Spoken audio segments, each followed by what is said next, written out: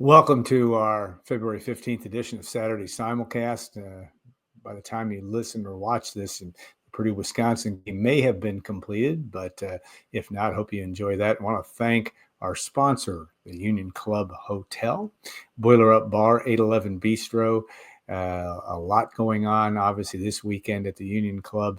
It is a great place to have a drink, a little cup of coffee, or a great meal at the Union Club Hotel. And it's also not a bad place to stay. Vicki Wicks and company do a great job with the Union Club Hotel. Today's show, special one, they always are, but we'll have Purdue President Mung Chiang join us, in addition to Rick Mount, one of the great legends of college basketball history, and of course a two-time All-American for the Boilermakers, Rick the Rocket, will join us, and then Tom Dienhart will take us through a little bit of football updates in recruiting. We've talked with the assistant coaches, etc. So without further ado, here's President Mung Chiang, and enjoy the show.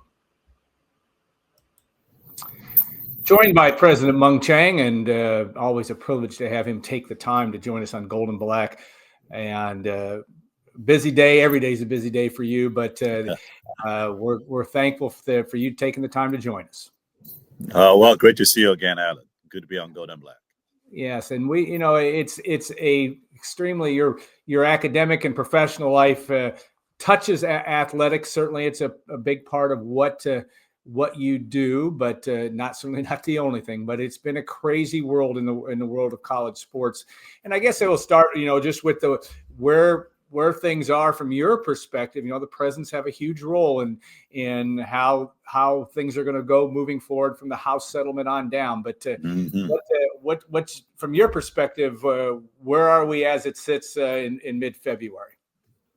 Well, first of all, athletics means a lot to all Boilermakers. It means a lot to me and this institution.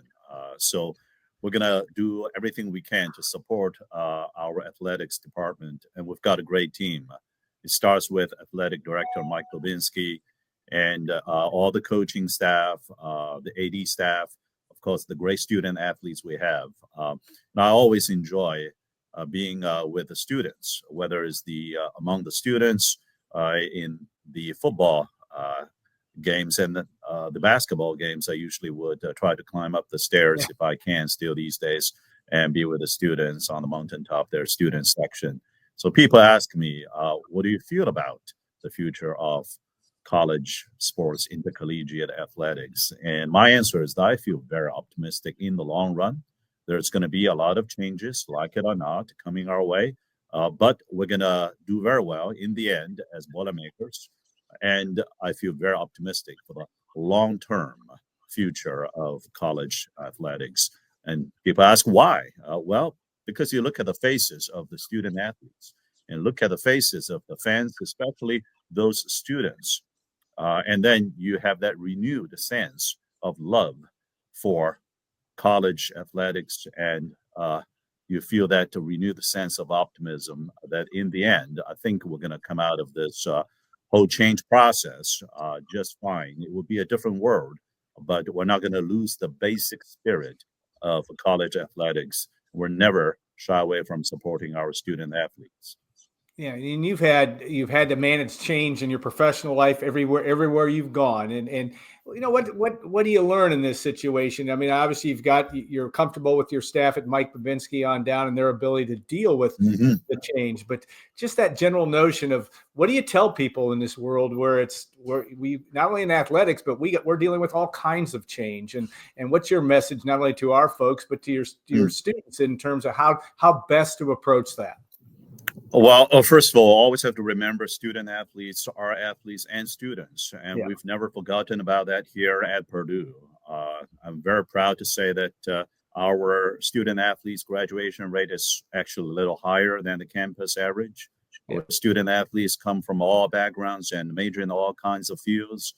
Their average GPA is basically the same as the campus as a whole, and we don't do grade inflation here at Purdue. And 100% placement rate among those who graduated a year ago and this year to their desired careers. So kudos to the student athletes. In my prior job as Dean of Engineering College, already started collaborating. America's best AD, Mike Bobinski, for years, and hosting receptions for the graduating student athletes in that college, thanking them, giving us so much pride and joy, but also recognizing that, look, these are 18 to 22-year-old most likely, and they have to balance their academic and athletic and social lives. They've got a lot on their plates, and they're able to handle them so well. They've got the discipline, they've got the drive, and they've got the emotional, mental resilience to stand back up where they may have fallen. Yeah. So our admirations for these student athletes are deep. Now, we've got a few different challenges coming up. There is in no particular order. I count them in one hand, try to do that. There's the NIL, there's the transfer portal, there's the house settlement, there's the betting issues, and then there's the conference realignment. We can dive into any of these five, and then it might take a whole hour for any one of those. Yeah, it's interesting. You bring up the fourth one, which I think is one of the biggest challenges, just the gambling world. And Purdue has had a reputation of being, pretty high integrity. And that's been the reputation of the school since 1869 in a lot of ways. But again, that message of the money part of all this is really challenging. When you have that 18 to 22-year-old, I know your children are not quite to that age yet, but they're going to get there. And you have that being able to balance that. What's that message to them in terms of not just student athletes, but everybody that could be involved in all the money that's around college sports, whether it be gambling, whether it be NIL, on down the line? Well, it's all about integrity, sportsmanship. It's all about teamwork and respect and resilience. And I'll give you an example. For example, let's talk about the Final Four run last season with men's basketball. And we were there at every one of the 6 games to the championship game. And after we won the ticket to Final Four for the first time in 44 years in Detroit, the cameras on TV, you saw all that, panned across the wonderful faces and happy, joyful faces, including Zach Edey, who, without the need of a letter, cut his part of the net. It was a big chunk, and I was there yes, on you the were. court. I was wondering, oh, that's a big chunk. But then I saw something maybe not reported on TV. He cut half of that net and walked over and gave it to Gene Katie. That is the Boilermaker spirit. That is winning, but winning the Boilermaker way. He shows respect. He remembers the past. That's how we can build the future. Even though Coach Katie did not coach him at all, did coach his coach. But look, these are just remarkable young men and women. We're so proud of them on the court, off the court, in training and in classroom, in labs. And that's just one example out of many. So I don't know about all the hundreds of universities out there in D1. I only serve this university, and I'm proud to serve. I told my family at that moment, say, look, that is why we're so proud to be a Boilermaker. Our best picture is on our website of you standing in the corner and Matt Painter holding up. You couldn't have posed you better, because you're doing exactly what you should be doing and cheering everybody out. Braden Smith, Matt Painter on down the line. A magical. We've been waiting for 44 years. Yeah, that's right. Final Four finally. So, by the way, they're doing very well this season as well, even without Zach. And Zach is doing quite well in his professional life, and we're going to actually see him next week when Grizzlies come over to Gainbridge Fieldhouse to play the Pacers. And I'm have to think about how do I chair for which team and so on. But, I'm going to chair for Pacers, but also chair for Boilermakers. But they're doing very well. Coach Painter, who just received the highest employee award, we presented to him not long ago. He's been here with us for many seasons and winning a lot of the seasons, but also he's been able to find a way, even without Zach, to have a winning team. And we cannot win every single game in a season, but we're winning a lot. We're very proud of that. When you look at and Mike Babinski's talked about this, the competitive advantage that Purdue could have, not only I think twofold. One is if the House settlement allows for a leveling off to some extent, but secondly, I think maybe Purdue's trying to do as much with what you've spoken about, and that is that this is a place that actually students go, and you'd like them to stay for 4 years or 5 years, whatever it takes for them to graduate. Talk about that and that role that might, in the end of the day, help Purdue in the long run, as you mentioned, in this new world of college sports? Well, first of all, we have to stay competitive and support our teams and coaches in order to be able to win games. And furthermore, we have to continue to balance our academic and athletics. We're not going to give up on the academic side of it either. And I think that at the end of the day, it's really about that fan spirit. It's about that school spirit. We're proud of the fan base very much as well. There was no burning of cars when we got to the championship game here back in West Lafayette. I heard one mattress was burned, but nothing beyond that. Nobody got hurt. Our fan base traveled to Detroit and Phoenix. More than half of the folks in Phoenix reportedly were Boilermakers, wearing gold and black. And somebody told me, said, "Hey, you Boilermakers are very special." I say, "Well, I know that, but what do you think?" Well, I said, they pick up their own trash after they leave a party. So we're very proud of them. So in the end, it's really about elevating and continue to uphold the values and the character of this institution. Well, Purdue football had a season last year that it'd like to move on from. It's going to, with Coach Barry Odom being hired. You know, you're involved with the interview process. You've done this in many walks of life. What were your impressions of him in that process, and what makes you optimistic about the future with Coach Barry Odom? Well, we are moving on. By the way, I've never interviewed football coaches until this time. That's my first time. So it was a great experience. We have a lot of respect for Coach Odom, and he has been head coach now the third time. He's seen how SEC and Big Ten play, and he has demonstrated already he could turn things around very, very quickly at UNLV within one season. And then he demonstrated yet again the second season to turn the program around. So he has demonstrated his ability to do that. That's what we need. We are very optimistic about the new season. So I hope to see you at the end of August at our game here. And we're going to have a great season, I think. What do you like about his personality? I mean, he seems pretty engaging. He's a people person. What strikes you from that standpoint? Well, I enjoy the conversation with him a lot, and I think he's been able to build out a coaching staff and get a lot of great students come over to Purdue and building out that team, and they are working very hard. He's not stopped working from the first hour in December. And I think we're going to have a Ross-Ade stadium that's going to be feeling very excited coming up.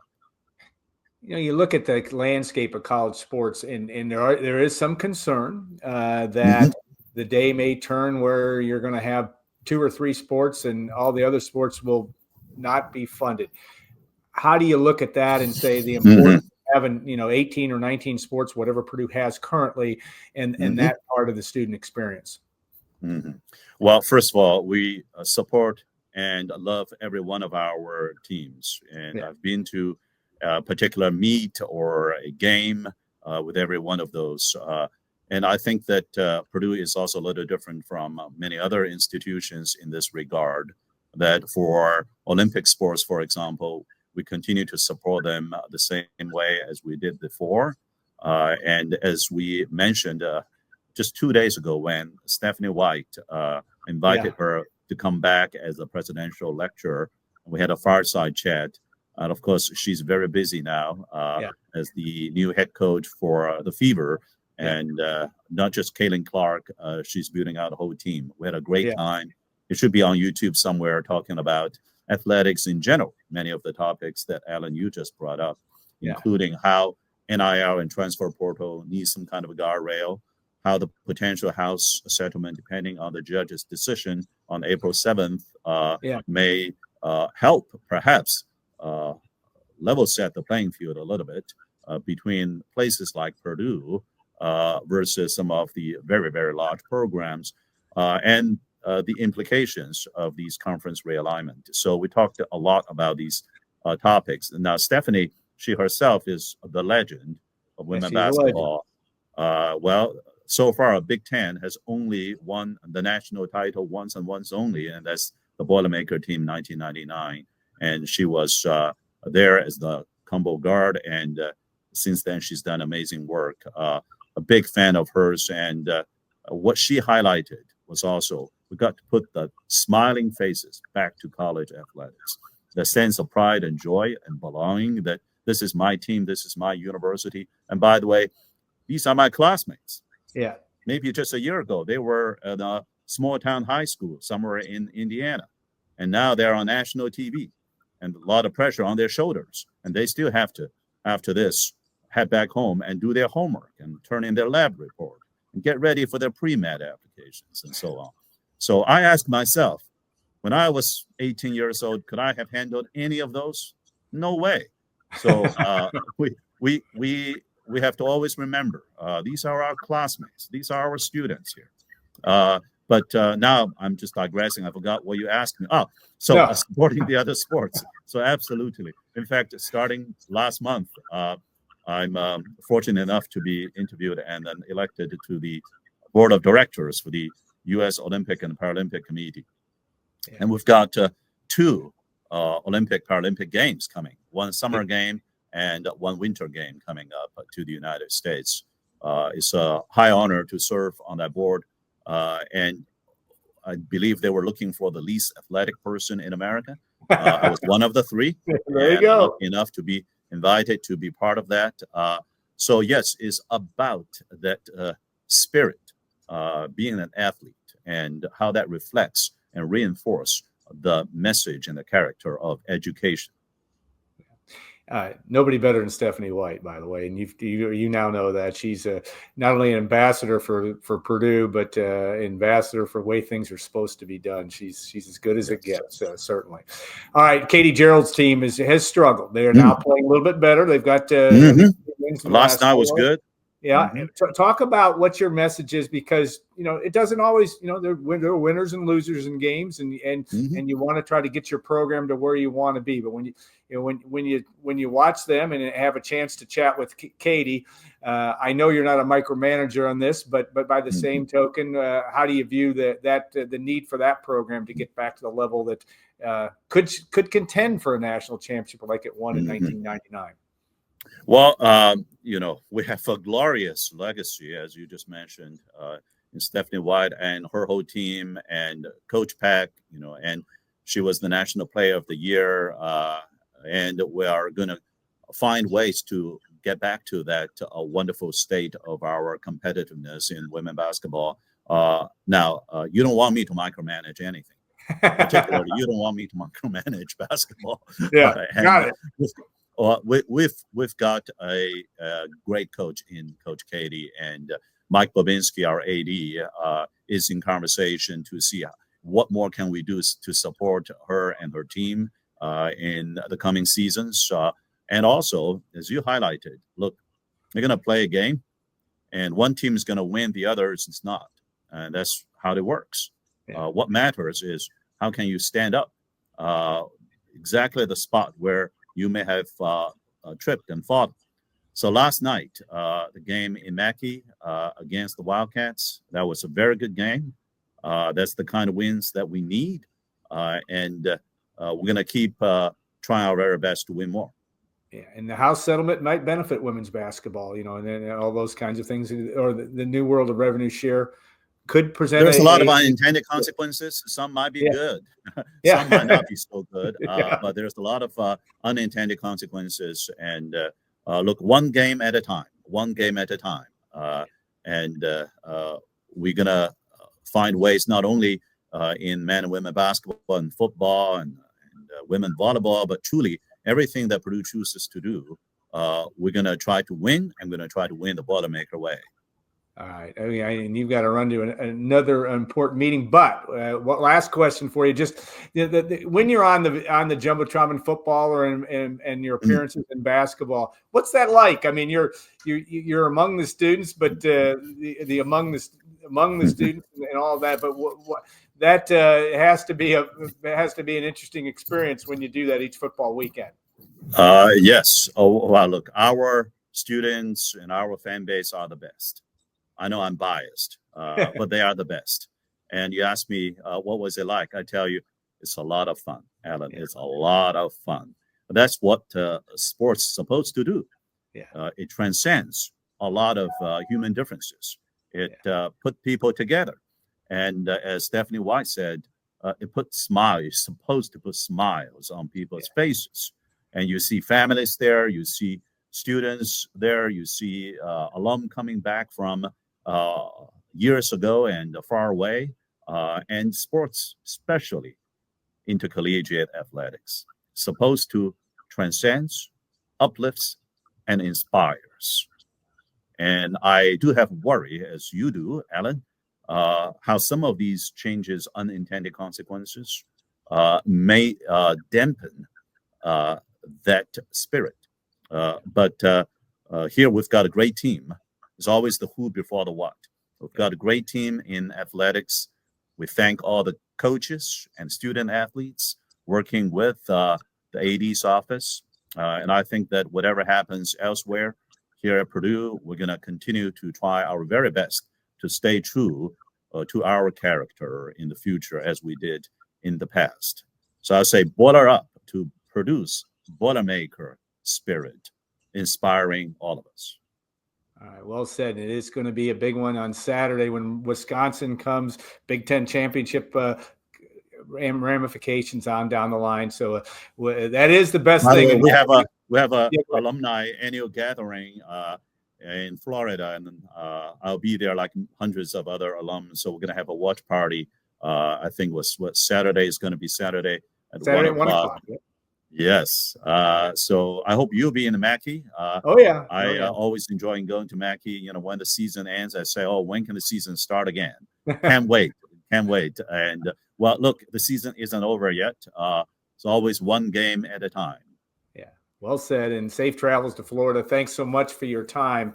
We're grateful for that as well. We'll be back. Another Boilermaker legend, Rick Mount, will join us in the next segment. We appreciate President Chiang and his time. And again, thanks for taking the time to join us. Always good to be on Gold and Black. Boiler up.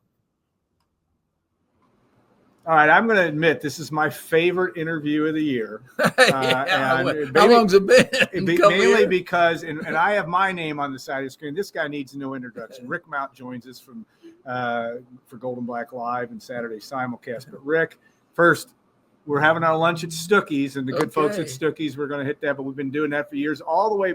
I got invited to this only because I was Bob King's valet, and you were nice enough to bring me in, and it is a privilege to be able to do this. But Rick, thank you for taking the time to join us. Yeah, we're going to buy you lunch.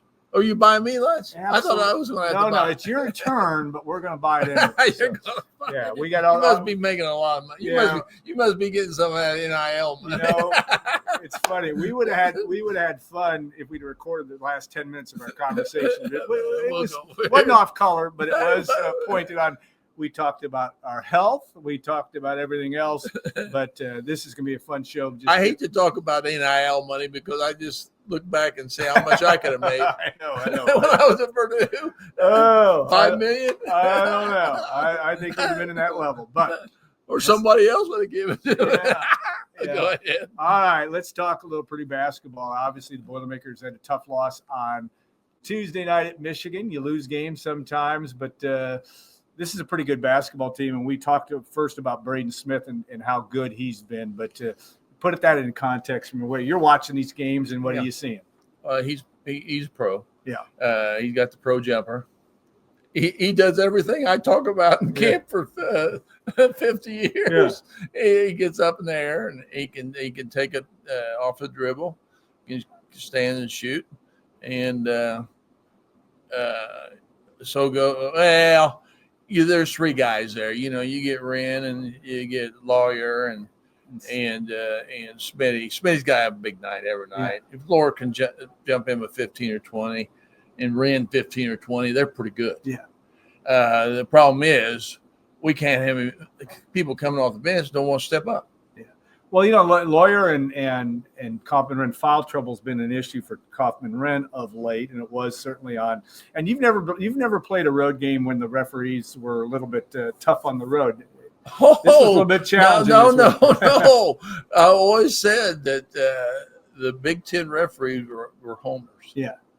And a guy says he was a Big Ten referee, and I saw him at a clinic, and he says, "You were my favorite player back then." I can't remember the Big Ten referee. Yeah. And I said, "Well, thank you." And I said, "Let me ask you something."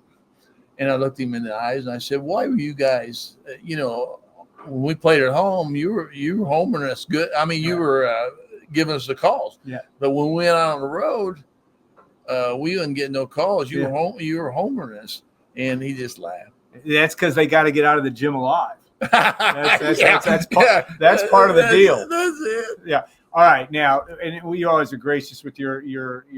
There's nobody that's a bigger shooting expert. We'll talk about you're still doing it, and still you said you're going to do it to age 80, and you're only 47 years old right now. So yeah, 47. So you're good. But let's talk. Let's take us through Fletcher Lawyer. We had this conversation last year, and we talked about his need to get a little more elevation in that shot. Somebody listened to it. He's doing it. But talk about how good he's been shooting a three this year and doing some other things in his game that makes him better. Yeah, last year he was kind of towing it and he wasn't jumping. Yeah. And shooting a little bit low, which if you don't elevate off the floor, that gives you more where you can shoot above your head a little bit better. He's doing that better.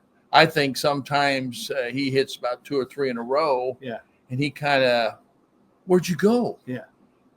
That's when you hit another 3 in a row or 4 or 5 in a row. You tell Smitty, "Hey, I'm hot right now. Give me the ball." Yeah. And he's shooting the ball well. He shoots free throws good. He's playing really good. I'd like to see him get up. I saw him the other day take one dribble and then another one, 2 dribbles. Yeah. And he jumped up on it. Yeah. Right over a guy, which I like to see that. You like elevation. I mean, that's if people saw me play, I got up in the air and I finished above my head, and I had a really good first step, and I had real quick footwork into my shot. Yeah. So and I played off my balanced leg. Yeah. See, a lot of guys, they have to let that balance pick it up, and then when they pivot. And that right leg, say if I'm going right, my inside leg's my balanced leg. And when I pivot around there, they got to wait till this foot, the right leg hits the floor, and then they gather. Yeah. See, I gathered on my inside leg. So as soon as my outside leg hit, I was up in the air. Right. And that's, I killed people with that. 2,323 points later, it worked, by the way, when he did that. 72 games. Yeah, and I know. 72 games. I know that Zach Eady guy. He did more games. You love Zach Eady as a player, but I like him as a player, and I think he's a hell of a player. But he told my grandson, Jordan knows one of the assistant coaches. Yeah. And the assistant coach called him up and says, "You wouldn't believe what Zach Eady said about your granddad." Yeah. He says he was very disappointed in me. Really? That I didn't call him. Oh, yeah. Well, I said, if it was 72 games, I would have called his ass. Excuse my language. No, that's all right. But it was 137 games. Yeah. And hey, Mark. You got Mark my teeth rolled up. Last week's guest too, but no, I think that it was apples and oranges on that front. He did a few more games than you did. I get it. Yeah, but give me 137 games, I'd had 5,000 points. There you go. Zach, I would have had 5,000 points. Yeah, there you go. Not whatever you got. Yeah, but that's okay. Yeah. You're the scoring leader right now. And he did, like you said, he worked at his craft. He did work like hell in trying to become a player, and that's something I know you appreciate as a player. And then he's big. Yeah, He's bigger than South Central. Yeah. I don't think he was good, but he he is was bigger. pretty good. All right, I want to ask you about nobody was good as South Central. The question of the week is, and if you can cure them, you're all set. Miles Colvin and Cam Heide, in terms of what are you seeing? Because both those guys are getting a lot of looks. They're not. Miles is really struggling shooting the ball, at least as of this recording. Well, what are you seeing from them? Well, Coleman got too much forearm. He really takes that forearm really hard. Yeah. Instead of a little bit of forearm, and then just think, break your wrist, a lot of fingers. Yeah. People say, well, what was your ingredients for having that soft touch? A lot of fingers. Yeah. I use a lot of fingers there. But I watch him, when he gets above his head, his forearm goes too hard, and this touch on it is too hard. Yeah. And he's got to lighten that up and hit that wrist. He looks good other than that, though. Yeah, his shot looks good, but that's where he gets in trouble. Yeah. And got a lot of physical talent. Yeah. But and then Heidi's had him open looks, and he looks good too. Is there any flaw that you see? Yeah, he don't jump. Okay. He toes it. Yeah. He's lazy. Yeah. And by God, if I'm going to come off the bench and play 20 minutes a game or 15 minutes a game, would you think you would jump on your shot to help our team win? He jumps every other place. But he don't make them. Yeah. Alan. Yeah. That's what I sitting there cussing him in my easy chair. What the heck? Get him out of there.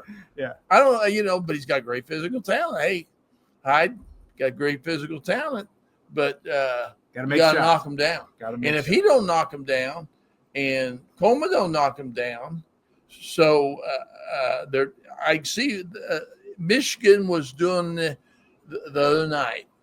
Most teams play a 2-3 zone. Yeah. And they move the two guys out. Yeah. Okay. But that can be had. Yeah. Off the 5 out. Yeah. With a pick. Yeah. What they did, this guy's pretty smart. Yeah. For a young guy. Yeah. He played a 3-2. Yeah. And moved that line out. Yeah. So now if you pick off the middle guy in that zone, your two wing guys are standing right there. And Smitty, that's when he kind of didn't score much. Yeah. Didn't score after the 9-minute mark, first half. And it was that 3-2. Yeah. A little bit. Yeah. And and you can talk about, I wish they'd have won. But Michigan's, I like those 3 big white guys. Yeah. It don't mean I'm racist. Yeah. But they'll jar your teeth. Yeah. Those 2 guys that start, they can both shoot from out. They shoot free throws good.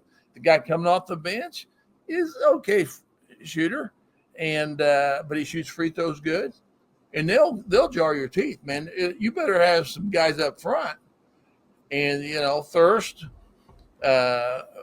whatever. Yeah, first. Yep. First. I think he needs to get a little bit meaner in there. Yeah. I mean, hey, come on. You're the big guy. Get on those boards and act like you're a man. Yeah. Sorry, you're playing Division I basketball. I know you're going to be a doctor and all that, stuff. Great, but when you're in that ball game, let's get tough. Hey, I'm going to bring him out. You don't have to like me. I'm an old man, but I've been through the war. See. Matt Painter would argue he has done some really good things defensively. Tough around the basket, I think, is one of his biggest challenges. And I don't disagree with that one. Yeah, but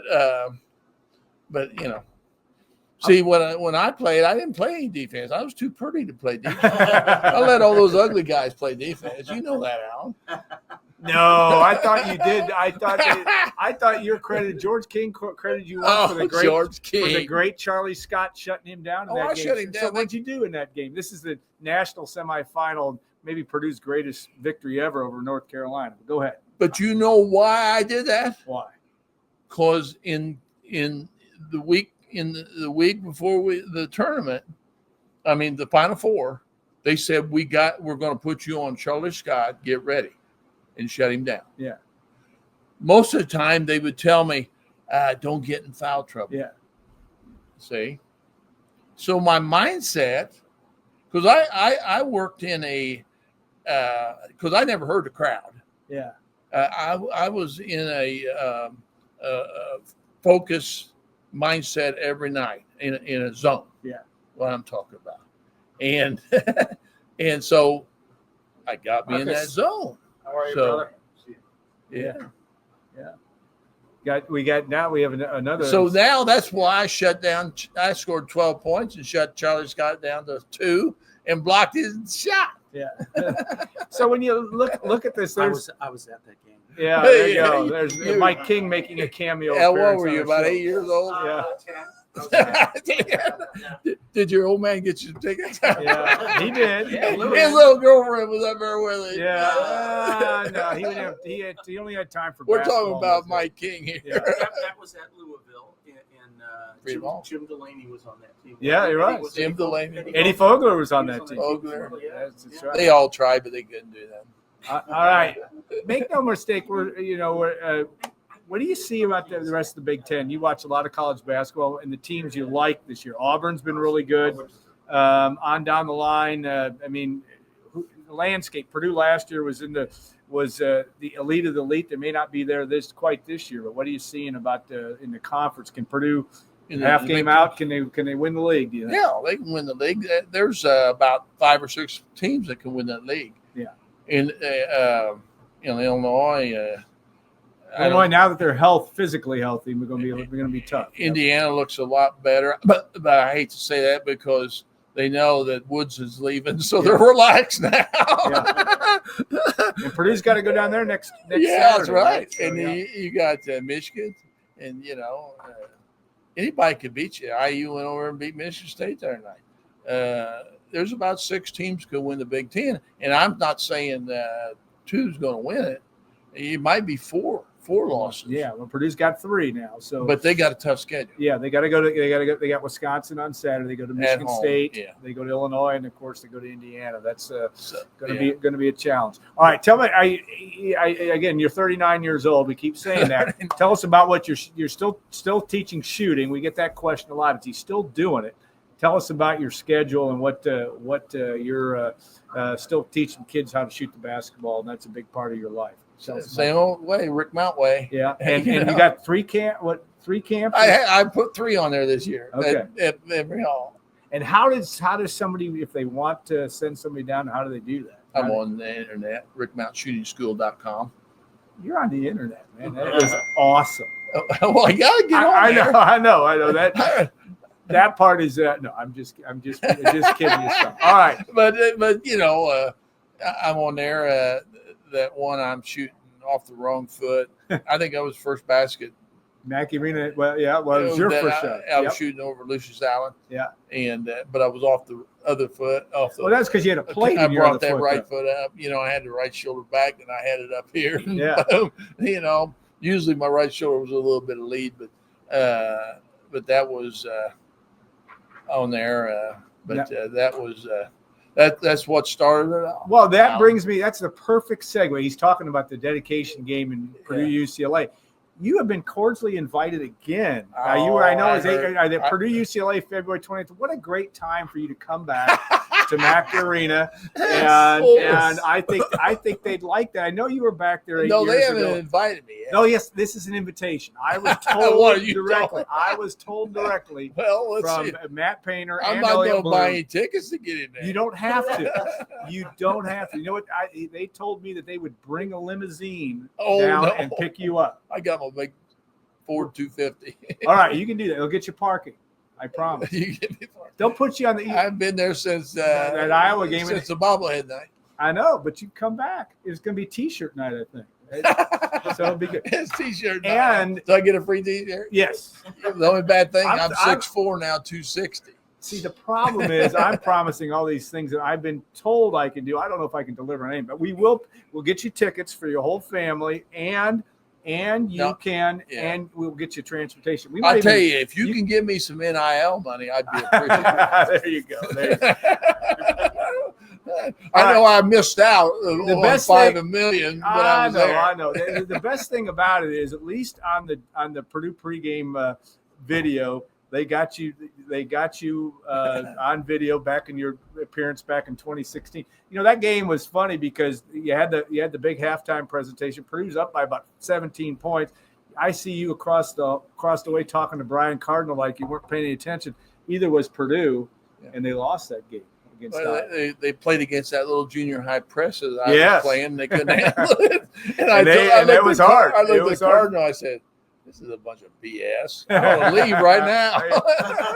All right, they can't break a I'm junior going high to give press. you got to get back in the screen here now. Okay. If I'm going to promise another thing that I absolutely can't deliver, I am sure, but you come on the UCLA game and they're going to win. UCLA's pretty good though; they're playing better. Yeah, they're not bad. They get, I don't know if they can beat Purdue At Mackey. but anything can happen. I mean, that's a tough league. Yeah. And what? And How then, would you have been? Now you had to go to your junior year. You guys went to Hawaii. You went to Arizona. You went. I mean, all this travel. How would you have dealt with all this? Playing in Washington and Oregon. Well, I the same did. way? Yeah. It's a funny thing. I was telling a guy on the phone. They were getting ready to play, make that Western swing. Yeah. in January. Washington and Oregon. and Oregon. Yep. And I said, when they play at Washington, it'll be 55 years. Yeah. That was my second game I Yeah. ever played in the NCAA in Division One. And the funny thing you about it, played them 2 straight games. I think Red Mackey was drinking a bunch of scotch that night when he made that deal because we played on Friday and Saturday. We played them twice, back to back. And you know what? And Mark might correct me on this, but the only time I can think of, now there may be another one, you guys were unranked. You play UCLA and lose that game by 2 in the last second, and you come in and you're ranked 7th in the country after a loss. But then you lost the game, and then against we Washington, lost Friday night. Yep, and then you And beat then them Saturday. we come back and beat them Saturday, and then that's, we end up 15-9 that year. third in the Big Ten. Yep, I always say second because there was a tie. Ohio State and Iowa tied. Yeah, that's a good way of looking at it. Yeah, and the thing is, Blaylock got hurt at Butler. Yeah. He got a broken leg, but Blaylock's a good player. Yeah, But Babas, and people always say, "What do you always say?" You played on a team with 4 pros. Yeah. I said Babas. we're talking about Chuck Bavis, Chuck the center of that Bavis, team. a Yep. 7-footer. Yep. Because you're playing with Keller and Game and me. We got a perimeter offense. Nobody's going to throw it into him. Yeah. He got a little short change here. Yeah. Only one basketball. Only one basketball. Yep. And but I always said he would have hooked on. He averaged about 10 and 10, something like that.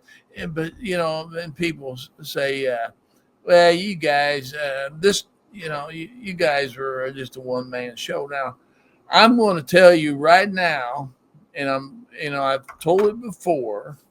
You don't go to the national championship game with one guy. Nope. You had 3 guys, We 4 was guys. averaging George Faber wasn't bad either. 92 points a game. Yep. Keller was averaging, I can't remember, 14 or 15, game 18, and I was averaging 32. And Faber about 10, Babas about 10, but Faber would get you 10 rebounds. Babas would get you 10 rebounds. He also set some good screens. And he said good screens. Oh, yeah. Yeah, that's why he took him fishing all day. There you go. I like that. All right, now I got to ask you, because for Purdue fans going to the Final Four, what were your thoughts? Obviously you went there, and then they went 11 years later. It was a 44-year hiatus. What did you think when they beat Tennessee and finally got what went through your head when the Boilermakers made the Final Four? Went to the Final Four. I thought, it brought back old memories. Yeah. And I said, that's good. That's why you're there. Yeah. And if you can get that Final Four, that's about Final Fours. Big Tens. The way it was back when Randy just came in. Yeah, we got the whole crew here. Back then, and Mike King, he knows. He was around then. He was a little kid, but always bugging you. But winning a Big Ten back when we played was tougher. 24-team NCAA tournament too, so you got a faster trip to the Final Four, but and you had to win it. You had to win the league. And I always remember this. We finished second to Iowa the following your senior year. And I want to tell you something, all you Purdue fans, if Babus hadn't got his foot cut off in the summertime, the car wreck, we'd have had Babus, Iowa wouldn't beat us in the Big Ten. But so we finished second. So the NIT calls George up and Red Mackey and says, we want you in the NIT. Yeah. And if you remember right, the NIT was just as good. It was close, certainly. It was close because all your second and third place teams right now. And then the next year they went after you graduated. They finally let them go. Let them go. And what they were wanting to do was they was wanting to play. We would play LSU in the Superdome. Yeah. And it'd been Pistol Pete against. That would have been That would have been made for television. Yeah, but the Big Ten wouldn't do it. Yeah, you were a day late and a dollar short of NIL, and on that, I mean, God dang it! All I got is $100 with me today. You got to get back. I should have more than that, Mike. Yeah. All right. These are hard to come. We got to have lunch here, and these guys are being patient, waiting for us. Mike King and I, funny, when you had the 61 points, Mike may not remember this. His dad, I mooched off his dad. He and I sat together in the pit in that game, 108, 107, and there's still, and that's how I got to that game. Yeah. And when you scored 61 points, and the crowd, the paper airplane came down from the crowd, and all that stuff. And then one of the most controversial games in Mackey Arena history. Yeah, they were good. No, they were good. Glenn the Stick Vidovic. They were good. Chad Calabria. John Johnson. Freddie Downtown Brown. Could Freddie Brown shoot it better than you? That's an insult, man. All right. We're gonna with that thought, we're gonna put this to a close because I want to do this interview next week. All right, Tom. It is a dead period in football, but you had on Thursday about 7 interviews. You did Zoom interviews with the assistant coaches. You posted a story on late Thursday, Friday morning on Josh Henson. But start with that, just kind of your overall impression. I mean, I know when you do that many interviews back to back, that's a lot. But obviously, Coach Barry Odom's has assembled his staff. You're going to talk to 3 of them next week, I think you said. But give us your overall impressions of what you heard and any great news that came out of those interviews for right now. One of these things is not like the other. You got Mung Chiang, Rick Mount, and me. Yeah, there you go. But me too. Yeah, it's always fun. First time we had any real interactions with these assistant coaches, like you said, Alan. We got 7 of them on Thursday. The only 3 we didn't get, we're going to get early next week. We didn't talk to Jake Trump, Kelvin Green, those 2 guys running defensive line, and we didn't talk to James Shebas, the special teams coordinator. But yeah, you're right. I posted sort of I pick out the 5 most interesting responses from these guys, and I posted the offensive coordinator Josh Henson. I think it was last night. A good guy. It's funny. He was on the Oklahoma State team, Al. Excuse me. Yeah. That lost to Purdue in the Alamo Bowl, if you remember that ball game. So back, that's right, 1997, right? He remembers that loss to Purdue team. But yeah, again, it was just nice to hear from these guys. There's always a lot of questions about the quarterbacks. Of course, we talked to Darren Henshaw, the quarterbacks coach, and we asked him sneezing like crazy. That's live, but go ahead. Excuse me. Yeah, about just the quarterback derby, how it's going to be handled, what the competition is going to be like, how soon they can name a starter. Of course, there's just so many unknowns right now. they haven't even put pads on yet and hit the practice field. So, Darren Henshaw has said, hey, man, if one guy really does start to separate himself from the pack, maybe Barry Odom will pick a starter early. But Al, I got to think, even if somebody is an apparent leader here coming out of spring ball, I got to think there's not going to be anybody tabbed the number one signal caller. I think you want to keep people engaged through the summer, right? Even if you're the head coach, hey, this is my quarterback. I'm not going to say it. You want everybody still engaged in that quarterback room to compete throughout summer, then into fall camp. So again, Malachi Singleton from Arkansas, E.J. Colson of Central Florida, and Evans Chuba, who came from Washington State, are the three real contenders here. So that'll be interesting as well, Alan. So, we talked to Mike Shear, the defensive coordinator, a younger guy. Cornell Ford, longtime Odom assistant, worked in Missouri, recruited St. Louis for years. He's a Gary, Indiana native. Of course, Lamar Kennard, the one holdover, right? Talked to Lamar about Devin Mockabee. And just the long story short, it was good to hear from these guys and start to get a little background on them and some of their early thoughts on the team. Yeah, obviously spring practice is going to start in March, and this is kind of still a workout. I assume right now still workouts going on and all those kinds of things. Any other updates in terms of what they're doing from a team standpoint in the month of February? Yeah, the weightlifting obviously is continuing, and the players on their own are doing some workouts, in the facility and in the mall and call-ups. So just rudimentary stuff in shorts and T-shirts at this point. Quarterbacks obviously throwing to receivers, things of that nature, playing on footwork and different hand techniques, things like that. Like you said, March 4th, Alan, that's the start date for spring football. You get 15 practices, if you will. Yeah. And of course, they are going to have a spring game, and it's supposed to be televised on BTN Plus. So that's right around the corner too. And also right after the start of spring football, Alan, on March 5th. Purdue's going to have its pro day over in Mollenkopf, and there's going to be quite a few former Boilers there working out for pro scouts. And Alan, the combine starts this month too. All eyes if you're a Purdue fan, on Marcus Bowe, the offensive lineman. He's the most likely Boilermaker to get picked. He is going to get picked, Alan. He could be a top 100 pick if you believe what he's right now. And he's going to work out in Indianapolis at the combine. So. The scouts like Marcus a lot, Alan. He can move. He's big. He's strong, and he can play guard or tackle too.